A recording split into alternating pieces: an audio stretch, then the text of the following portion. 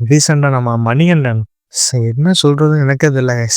உண்மையிலே பணத்துக்கு தான் மதிப்பு, மனுஷனுக்கு மதிப்பு இல்லைன்னு ஒரு படத்தை ஒன்று கொடுத்துருக்காப்புல. ஃபுல் அண்ட் ஃபுல்லாக நம்ம குடும்ப படமாக தான் நடிச்சிருக்காப்புல கைஸ். ஆனால் அவர் எடுக்கிற கண்டென்ட் ஃபுல்லாக எல்லாமே தரமாக ஒரு செம்ம ஹிட்டான ஒரு படத்தை ஒன்று கொடுத்துருக்காப்புல கைஸ். படத்தோட உண்மையான கதையே இந்த ஒரு வார்த்தை, பணத்துக்கு மட்டும்தான் மதிப்பு, வேற இது எதுவுமே இல்லை கைஸ்.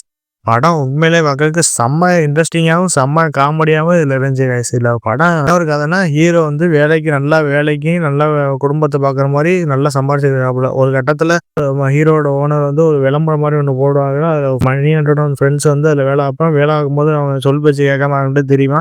இதை பார்த்த ஓனர் மணிகண்டன் ஃப்ரெண்டை போட்டு அடிக்கிறான்.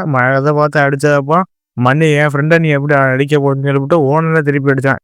ஆமாம், அதுக்கப்புறம் அவன் வேலை ஃபுல்லாக போகுது. அப்புறம் இவனை எங்கேயுமே வேலைக்கு சேர்த்துக்க மாட்டேங்கிறான். கடைசியில் இது வீட்டுக்கு தெரியாத மாதிரியே அங்கிட்ட இங்கிட்ட லோனை வாங்கிட்டு கடைசியில் கட்ட முடியாத நிலைமைக்கு வராப்புல கைஸ். அதுக்கு இருக்கிறதுக்கு ரொம்ப அதிகமான கடன்லாம் வரும்.